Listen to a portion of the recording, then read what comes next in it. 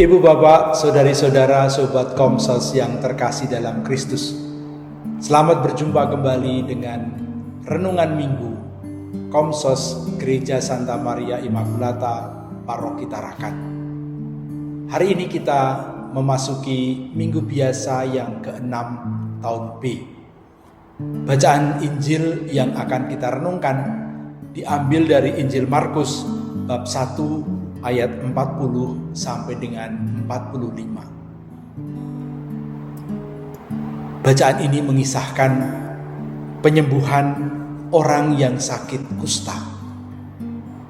Bagian pertama Injil Markus ini memang banyak mengisahkan karya-karya awal Yesus, di mana dia memperbaiki situasi yang tidak beres.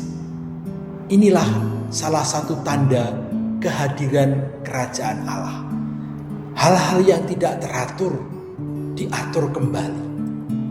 Menurut ahli kitab suci, sakit kusta yang diceritakan dalam kitab suci ini sebetulnya tidak seperti sakit kusta yang kita pahami sekarang ini. Sakit kusta yang dalam kitab suci ini sebetulnya adalah sakit kulit, di mana orang yang menderita kulitnya melepuh sehingga tidak sedap untuk dipandang. Kondisi ini membuat orang merasa jijik untuk memandang atau mendekati orang yang sedang sakit kusta ini. Oleh karena itu juga menimbulkan pertanyaan, kalau dia beribadat, apakah ibadatnya layak? Kalau dia mempersembahkan persembahan di bait Allah, apakah persembahannya pantas? Karena penampilan orang ini menjijikkan, menakutkan. Nah, orang kusta ini mendekati Yesus dan dia memohon, kalau engkau mau, engkau dapat mentahirkan aku. Ada kesan bahwa sebetulnya orang ini sudah sembuh. Orang ini sudah tidak sakit kusta lagi. Tapi dia tidak mempunyai kesempatan untuk lapor kepada imam di bait Allah supaya dinyatakan sembuh. Menurut hukum Musa, yang boleh menyatakan seseorang itu sudah tahir atau sudah sembuh dari kustanya adalah imam di bait Allah. Namun tidak mudah berjumpa dengan seorang imam di bait Allah. Banyak sekali protokol, prosedur yang harus diikuti, sehingga untuk orang-orang sederhana, untuk orang-orang miskin, bertemu dengan imam di bait Allah adalah sebuah kesulitan besar. Oleh karena itu, Yesus tergerak hatinya. Nah, menurut para ahli, terjemahan Indonesia ini kurang tepat. Yesus sebetulnya mengatakan bahwa dia marah, dia jengkel. Ada dua hal yang membuat dia jengkel. Yang pertama, dia sudah berkeliling kemana-mana.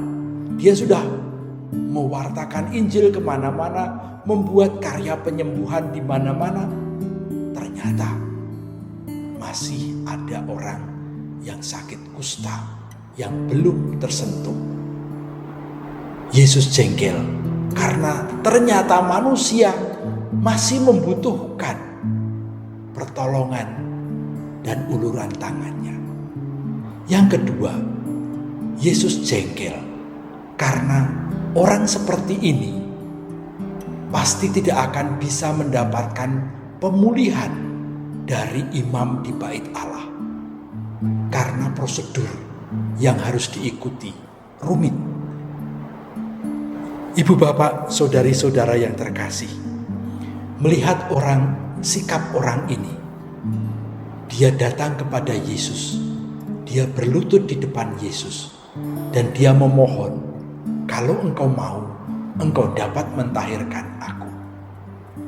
Ini adalah sebuah ungkapan doa, permohonan, tapi juga sebuah keyakinan bahwa dia menemukan bait Allah yang baru. Dia menemukan imam yang baru. Bait Allah bukan lagi yang di Yerusalem, tapi Yesus dia temukan sebagai bait Allah, tempat dia berlutut, tempat dia memohon. Yesus juga dia temukan sebagai imam. Dalam diri Yesus, dalam sabda Yesus, pentahiran itu dapat terjadi. Dan ini adalah ungkapan kepercayaan orang yang sakit kusta. Kalau engkau mau, engkau dapat mentahirkan aku. Dan tentu saja Yesus menjawab, aku mau, jadilah engkau tahir. Sesuatu yang sangat mudah bagi Yesus. Namun yang lebih penting lagi, kisah ini telah mengajak kita belajar bagaimana mensikapi kenyataan-kenyataan di sekitar kita yang seringkali tidak mudah. Yesus menjadi jengkel, Yesus menjadi marah, Yesus menjadi geram karena dia terbentur dengan birokrasi. Kita juga seringkali mengalami bahwa birokrasi pemerintahan di tengah masyarakat kadang-kadang rumit. Bahkan dulu ada orang yang mengatakan, kalau bisa dipersulit, kenapa harus dipermudah? Dan jelas, ini bukan tanda-tanda kehadiran kerajaan Allah. Di dalam kerajaan Allah, semua harus menjadi mudah. Semua harus menjadi gampang. Orang harus mendapatkan akses untuk keselamatan. Karena itulah yang menjadi penting dalam kehidupan. Kita pun tidak boleh menghalang-halangi orang untuk mendapatkan keselamatan itu. Kita juga tidak boleh membuat peraturan-peraturan yang akhirnya orang lain tidak bisa berjumpa dengan Yesus. Orang lain tidak bisa mendekat kepada Yesus. Kadang-kadang ini terjadi dalam organisasi gereja juga. Beberapa orang merasa mempunyai kuasa yang lebih daripada yang lain.